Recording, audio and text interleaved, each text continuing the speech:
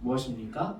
그가 하나님의 말씀에 죽기까지 순종하사 십자가의 대속을 통하여 우리에게 자신의 목숨을 아무런 조건 없이 아무것도 아끼지 않는 마음으로 기꺼이 내어주셨던 그 희생적 사랑의 실천까지를 함께 이루는 것이죠. 성경은 사람이 친구를 위해 자기 목숨을 버리면 이보다 더 큰 사랑이 없다라고 선언을 했습니다. 주님은 우리를 친구라고 부르시기 위해서 실제로 그 목숨을 버리셨습니다. 여기서 우리가 깊이 묵상해야 될 신학적 진리가 있습니다. 그리스도의 이 희생은 구약의 제사처럼 반복될 필요가 없는 단 한 번에 이루어진 완성되어진 속죄라는 것이죠. 단 한 번에 이루어졌다는 것을 우리는 꼭 기억해야 됩니다. 히브리서 기자는 9장 12절 가운데 예수께서 오직 자신의 피로 우리를 향한 영원한 속죄를 이루사 단번에 성소에 들어가셨다고 증언합니다. 피조물인 짐승의 피로는 우리의 죄를 잠시 덮고 잠시 용서하고 지나갔을 뿐이지만 죄가 없으신 하나님의 아들이 드린 이 제사는 우리를 단번에 완성시켰고 우리에게 영원한 구원의 근거가 되어주시기에 충분하셨다는 것입니다. 이 예수님께서 보이신 십자가 대속에 담겨있는 두 가지 진리, 영원성과 완전성이 우리가 서로 사랑해야 될 계명의 근거가 되어주는 겁니다. 우리를 향한 예수님의 사랑이 단번에 완성되고 또 영원히 지속되는 것처럼 그 사랑을 받은 우리의 서로 사랑해야 될 모습 역시 중단될 수 없는 영원히 지켜야 될 명령이 되는 것입니다. 예수님께서 가르치셨던 관계와 연합, 그리고 그것을 통하여 누리게 될 기쁨이라는 결말까지 당신이 이 땅에서 이루고자 하셨던 일, 우리에게 자기 목숨까지 바쳐서 그토록 주고 싶어 하셨던 구원과 사랑에 대하여 가르치셨던 주님이 이제 인간이 보일 수 있는, 우리가 따라할 수 있는 사랑 가운데 가장 큰 사랑에 대하여서 마저 가르치십니다. 그것이 친구라는 그 단어 가운데 나타나고 전해지는 것이죠. 요한복음 15장 13절의 말씀을 우리 같이 읽도록 하겠습니다. 시작. 사람이 자기 친구를 위하여 자기 목숨을 내놓는 것보다 더 큰 사랑은 없다. 주님이 우리에게 가르치시는 이 친구의 개념은 인간적인 상식을 뛰어넘습니다. 세상의 우정에 대해서 우리가 생각하고 있는 친구의 관계에 대해서 한번 생각을 해보죠. 세상이 말하는 우정은 서로 만나서 쌓아가는 물리적인 시간이 필요하고 무언가를 함께하는, 공유할 수 있는 어떤 사건이 필요합니다. 그 시간과 사건이 있어야지만이 우리가 친구라고 부를 수가 있는 것이죠. 그런데 에베소서 1장 4절과 5절의 말씀에 의하면 주님은 무엇라고 말씀하셨냐면 우리가 당신을 알기도 전에, 우리가 예수님을 알기도 전에, 그리고 세상이 만들어지기도 훨씬 전에, 창세 전에 이미 우리를 선택하시고 부르셨다고 말씀하세요. 주님이 말씀하신 친구는 우리가 알고 있는 친구의 조건과 개념을 완전히 뛰어넘은, 그야말로 시간과 공간과 조건이라는 그 모든 것이 없어도 가능한 가장 깊은 관계를 부르시는 표현임을 우리는 말씀을 통해 발견할 수 있습니다. 나아가 그 누구도 우리에게 줄 수 없었던 그야말로 친구라 불리우는 이 깊은 관계를 우리에게 주신 이유 또한 우리의 상식을 뛰어넘는다는 걸 보게 되죠. 우리가 어떤 사람을 친구로 부릅니까? 우리가 어떤 사람을 친구라고 여기죠? 내게 좋은 사람이죠. 내게 편한 사람이고요. 나와 가까이 하고 싶은 사람, 내가 가까이 하고 싶은 사람을 우리는 친구라고 부릅니다.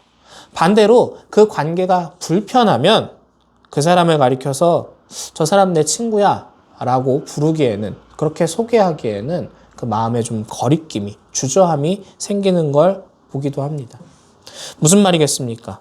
우리가 누군가를 친구라고 부르기 위해서는 우리의 주관적인 조건과 기준에 합당한 사람만을 그를 친구라고 부른다는 것입니다. 그런데 주님의 방법은 우리의 친구의 방법과는 전혀 다르죠. 주님은 죄에서부터 나서 죄 가운데 숨쉬며 살아가던, 그래서 죄의 종으로 태어나서 살아가던 그런 우리를 거룩하고 흠이 없게 하시려고 그 기쁘신 뜻대로 우리를 예정하셨습니다. 나아가 에베소서 2장 8절의 말씀에 의하면 우리가 구원해달라고 요청하기도 전에 이미 선물로 주어진 이 구원이 우리가 주님의 친구가 된 것이 우리의 노력과 우리의 주관과 우리의 조건과 공로가 아닌 전적인 주님의 은혜 때문임을 가르쳐 줍니다. 입장을 생각을 해보는 겁니다. 나의 입장과 주님의 입장을 좀 나눠서 생각해 보는 거예요. 주님의 입장에서는 우리를 창세 전부터 친구라고 예정하시고 그렇게 부르셨다 합니다. 역사와 시간 속에 매여 살아가는 우리 편에서는 그러면 어떻게 주님을 친구라고 부를 수 있을까요? 주님은 시간과 공간과 조건을 뛰어넘어서 기꺼운 사랑으로, 놀라운 사랑으로, 완전한 사랑으로 우리를 친구라 부르셨는데, 반대로 시간에 매여서, 상황에 매여서 조건 속에 살아가고 있는 인간인 우리는 어떻게 그런 주님을 마저 친구라고 부를 수 있을까요? 주님은 14절에서 그 방법마저도 우리에게 함께 가르쳐 주십니다. 14절 말씀 같이 읽겠습니다. 시작. 내가 너희에게 명한 것을 너희가 행하면 너희는 나의 친구다.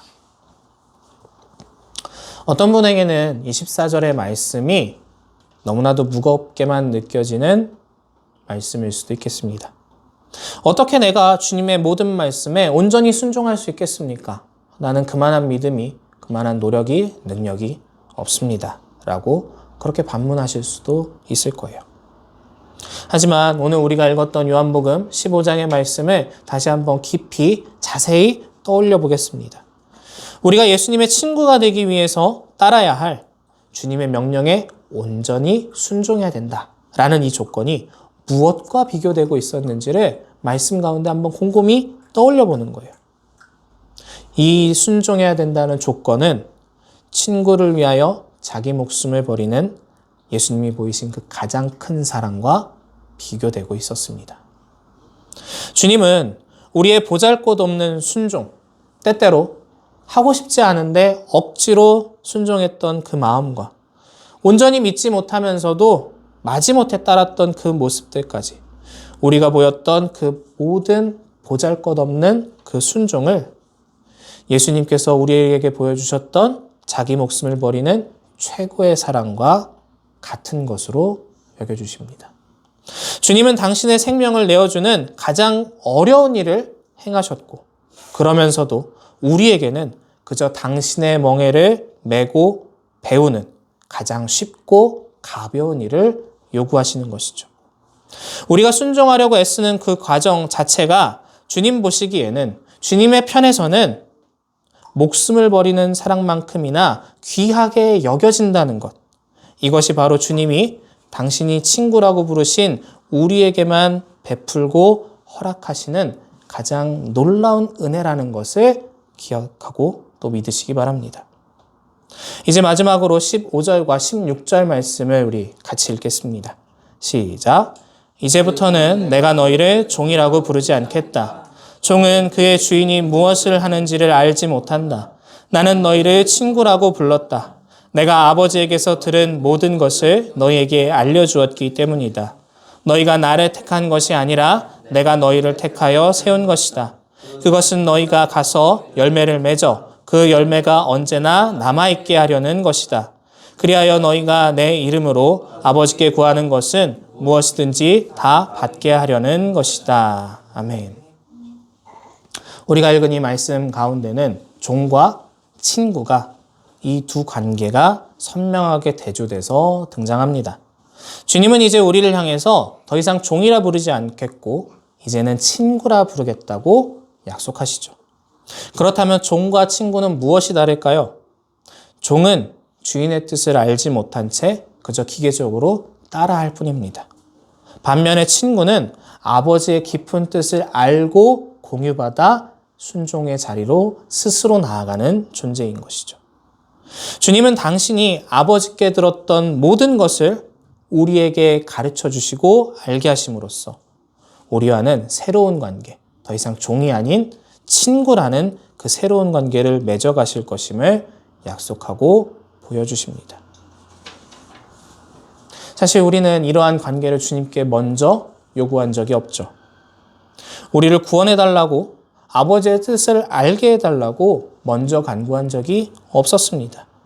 우리는 무엇을 구해야 할지, 또 내가 누구에게 답을 찾아야 할지도 전혀 알지 못하는 그런 상태에서 살고 있었습니다.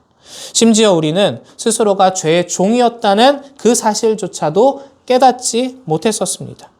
우리는 아무것도 알지 못했고 인생의 결말에 대해서, 그것이 나의 인생이라 할지라도 내 인생의 결말에 대해서도 전혀 선택할 권한이 없었던 전적으로 무능한 상태에 놓여 있었기 때문입니다. 그러나 이 전적으로 무능했던 우리를 주님께서는 세상이 만들어지기 전부터 택하여 친구로 삼아주시고 불러주십니다.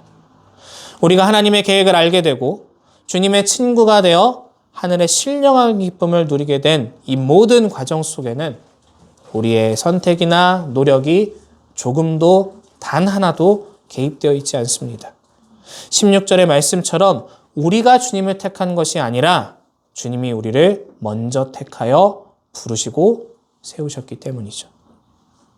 우리는 우리 스스로를 구원할 수도, 예수님과 친구가 되겠다는 감히 그렇게 요청할 만한 자격조차 갖지 못했지만 주님은 우리에게 세상이 줄 수 없는 하늘의 기쁨을 알게 하셨고 그것을 누릴 자격까지도 은혜와 선물로 기꺼이 주셨습니다. 그렇기에 우리는 이 불가항력적인 선택과 사랑을 오직 은혜다라고밖에 부를 수가 없는 것이죠. 사랑하는 이름 없는 교회 성도 여러분, 여러분은 지금 예수님을 진정한 친구로 모시고 계십니까? 주님은 지금도 여러분을, 저와 우리를 여전히 친구라고 부르시면서 당신의 말씀을 통해 하나님 아버지의 계획을 알려주시고 계십니다. 그 말씀을 단순히 지식으로만 아는 데서 끝내지 마시고 삶의 현장에서 서로를 사랑하는 모습으로, 서로를 용납하는 모습으로 살아내시기 바랍니다. 도저히 사랑할 수 없는 자를 사랑함으로, 도저히 이해할 수 없는 자를 주님의 마음으로 용납함으로써 또 내가 도저히 할 수 없을 것만 같은 그 일을 주님 앞에 믿음을 구하며 담대히 도전하는 그 용기로 우리가 주님께 받은 그 전적인 은혜를 누리기 위해서 이제 나는 더 이상 종이 아니요 나를 친구라 불러주신 그 감당치 못할 사랑을 닮아가기 위해서 각자의 삶 가운데 주신 말씀 붙잡고 몸부림치시는 모든 성도님들의 삶이 되기를 원합니다. 창세전부터 예정되었던 그 일방적인 사랑이 우리를 이 자리에 있게 만들었습니다. 그 사랑을 기억하며 세상이 줄 수 없는 하늘의 기쁨을 누리는 복된 인생이 되시기를 주님의 이름으로 축복합니다.